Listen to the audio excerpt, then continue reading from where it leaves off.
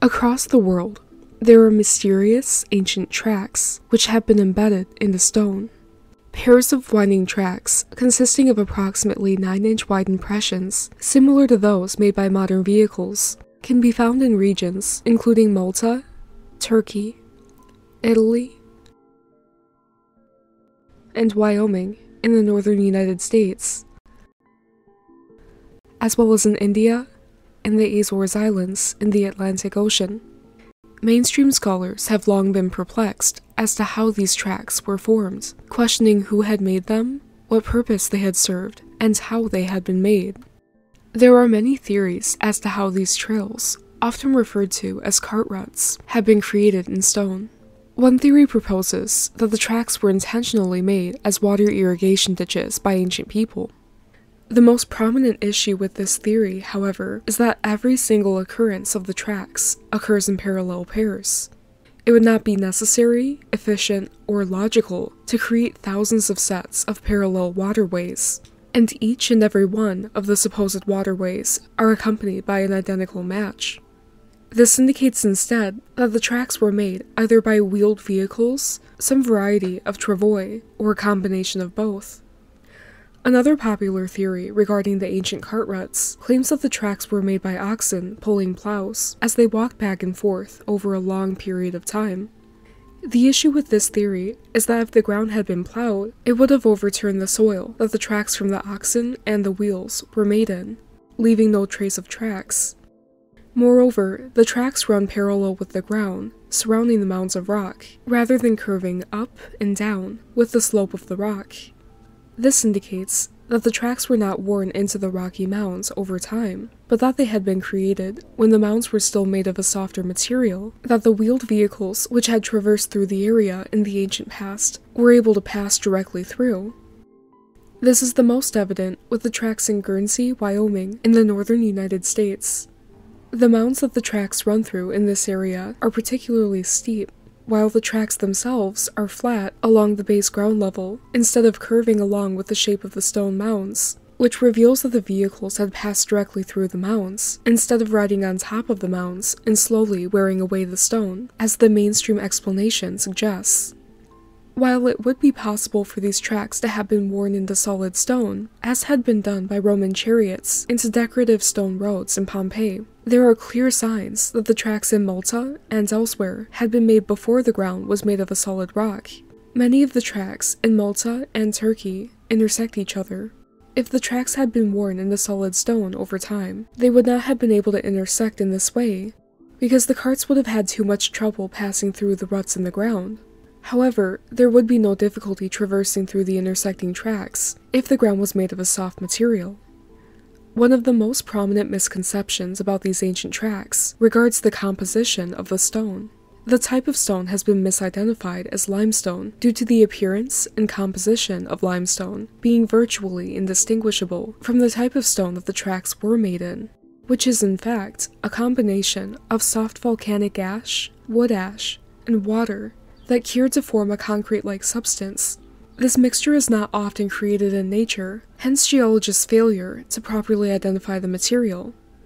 This special form of volcanic rock, as well as the strange tracks made into the material, were created due to unique circumstances that occurred in the ancient past. Thousands of years ago, devastating worldwide tectonic activity took place, resulting in flooding and massive volcanic eruptions, emitting abnormal amounts of ash worldwide, as well as increased rainfall due to seismic and atmospheric activity. As discussed in a previous video, the atmosphere and the environment were much more lush in the ancient past. Places that are now deserts had once been jungles long ago, so there were many more forests to burn down compared to nowadays. Since the entire world had been densely forested, many trees were incinerated by forest fires that were ignited by lava flows as the volcanoes across the world erupted, releasing large quantities of wood ash into the atmosphere. Simultaneously, large quantities of volcanic ash accumulated from the eruptions. The volcanic ash and the wood ash intermixed as they fell and accumulated into large mounds. Evacuees across the world attempted to escape from the lava flows as well as the flooding, forcing them to traverse through the then soft mounds of mixed volcanic and wood ash, and leaving trails cutting straight through the mounds. These trails were preserved as the rainfall and flooding saturated the mixed ash, causing the tracks to turn into a concrete-like substance, thus preserving them. Volcanic ash is able to consolidate in a variety of ways, creating various types of igneous rock, depending on the circumstances. The most common form of consolidated volcanic ash is called tuff. Tuff is formed when pure volcanic ash compacts while still hot, creating a brittle, less dense rock, composed mainly of silica, aluminum, magnesium, and iron. Volcanic ash is often used as a primary component to make more durable materials. When combined with an alkaline substance, typically high in calcium, and mixed with water, volcanic ash consolidates into a very durable form. In fact, the Romans later used these same ingredients to create their renowned Roman concrete, which is especially durable. The alkaline substance that the Romans used to bind with the ash was slaked lime, which is made by baking limestone and mixing the resulting powder with water. Seawater was chosen to create Roman concrete because the minerals in the seawater helped to bind together the ash and slaked lime. Slaked lime is also known as calcium hydroxide. The alkalinity of calcium hydroxide, or any other calcium-rich substitute, increases the durability of the ash-made concrete. Modern concrete also uses lime for the same reason. When the volcanic ashfall accumulated in the ancient past, there had been copious amounts of wood ash from burning trees in the air, which mixed with the volcanic ash, as previously mentioned. Wood ash contains an average of 20% calcium, making it sufficiently alkaline for the binding process. Therefore, the addition of the wood ash to the volcanic ash, along with the rain and flooding in the ancient past, resulted in a mixture similar to Roman concrete. This concoction enabled the tracks left by the evacuees to be compacted and quickly cured upon mixing, with the mixture being similar to concrete in viscosity. The consolidation of this ash mixture, as with modern concrete and Roman concrete, utilizes a chemical reaction rather than a physical one. The compounds in the cement-like mixture made from ash formed chemical bonds with the blending water molecules. The ash mixture that the ancient evacuee tracks were made into hardened as rain fell upon it. The viscosity of the ash mixture would have enabled it to consolidate even before it dried, ensuring that the tracks were preserved just as they appeared when they were made. The composition of the ash tracks bears a strong resemblance to limestone because of the high levels of calcium and silica present in the ash mixture. The material that these tracks are made of has therefore been erroneously identified as a type of limestone, but incidentally, it's called tufa limestone. Tufa is actually another word for tuff, which is the type of rock formed from the consolidation of volcanic ash. Despite the rock being referred to as limestone, which implies that it's sedimentary, the quote-unquote tufa limestone that the ancient evacuee tracks were embedded into is essentially a mock limestone, made from similar materials as limestone and resembling limestone in appearance, but it was made through a different process than how real limestone is made. The mislabeling of this rock as a limestone has created confusion as to how the tracks had been worn into the rock, since it's falsely believed that the substrate had taken hundreds of thousands to millions of years to form. The correct explanation is that these tracks had been made as vehicles moved not through limestone, but through mounds of ash, and the material cured and consolidated into a concrete-like rock. There is even evidence that the sides of the vehicles had scraped the thick volcanic ash as they had passed through, creating marks similar to the appearance as if a car's side mirror had scraped snow. The ash from the ancient volcanic eruptions, combined with the ash produced from the burning of large quantities of trees, created a type of volcanic rock that's much denser and more durable than standard tuff. A large amount of this denser ash rock accumulated across the world during an ancient tectonic cataclysm. This tectonic activity was just one component of a catastrophic event in the distant past, during which 1/3 of the landmass on Earth became flooded. This flooding of 1/3 of the Earth occurred as a prelude to the more well-known worldwide flood.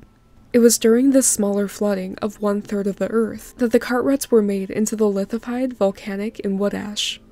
Since the smaller flood was not as severe as the later worldwide flood, many people were able to evacuate, which is why so many Ruts were created during the smaller flood. The much more severe worldwide flood that happened later was so devastating and rapid, on the other hand, that fewer people even attempted to evacuate because there was nowhere to go before being overcome by the floodwaters. After the worldwide flood destroyed almost everything and everyone on Earth, the advanced technology that the ancient people had used to build megalithic structures was destroyed as well. And since almost everyone and nearly every creature was destroyed, there was no longer a need to build durable megalithic structures for defense, as had been needed before the worldwide flood. After the earlier, smaller flooding of 1/3 of the Earth that occurred over 100 years before the worldwide flood, there was still advanced technology, many people, and looming threats.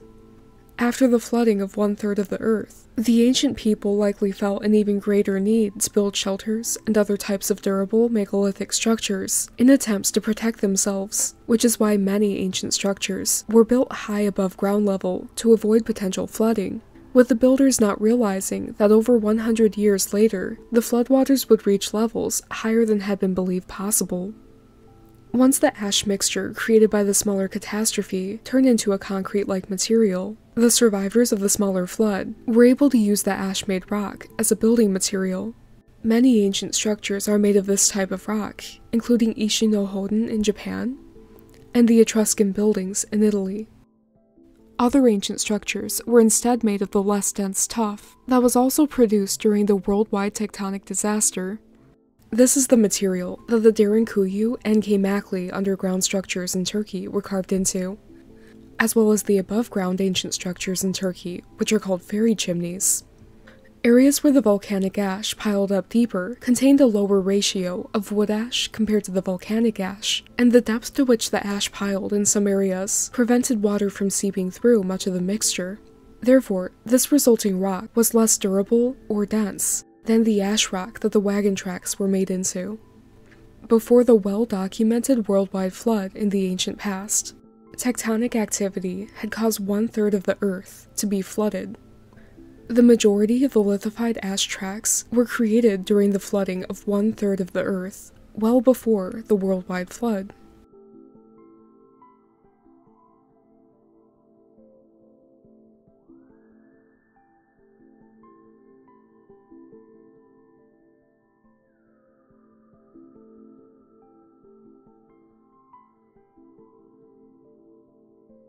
This video was produced with the generous support of my Patreon community: Joseph Thompson, Jeffrey Schellenberg, Ablobonic, The Biggest Birdie, Liam Flatley, Nathaniel Lee, Top Secret, Alvaro Aguayo, Matthew Tyler, Ambugatan, Paul Freeman, and Mama Lou.